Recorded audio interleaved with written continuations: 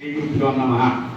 శ్రీ మద్ది ఆంజనేయ స్వామి వారి సన్నిధిలో ఈరోజు హనుమత్ హోమం నూతనంగా ప్రవేశపెట్టడం జరిగింది. ఎన్నో సంవత్సరాల నుంచి ఇక్కడ హోమ కార్యక్రమం చేయాలి అనేటువంటి సంకల్పంతో అధికారులు అలాగే అర్చకులు అందరూ కూడా ఎంతో కృషి చేసి చివరికి ఎలాగైతే అసిస్టెంట్ కమిషనర్గా వచ్చినటువంటి ఆర్వి చందన గారు దీన్ని ఆర్డర్ తీసుకురావటం, ఈ రోజున ఈ కార్యక్రమాన్ని మనం ప్రారంభించుకోవడం జరిగింది. హనుమత్ హోమం వల్ల విశేషం ఏమిటంటే చక్కనైనటువంటి ఫలితాన్ని అన్ని రకాలుగాను పొందుతారు. ఎందుకంటే ఆరోగ్యం భాస్కరాదిచ్చేతన్నారు. మానవుడికి ఐశ్వర్యం ఉండొచ్చు, కానీ ఆరోగ్యం లేకపోతే ఏమీ ఉపయోగం ఉండదు. అటువంటి ఆరోగ్యాన్ని సూర్యుడి ద్వారా హనుమంతుల వారు ప్రవేశపెట్టి మనందరికీ కలగజేస్తారు.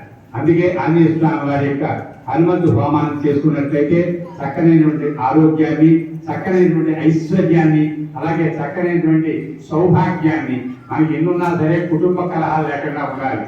కుటుంబ కలహం అంతా కూడా ఐకమత్యంగా ఉండాలి అంటే హనుమంతు హోమాన్ని చేసుకోవాలి.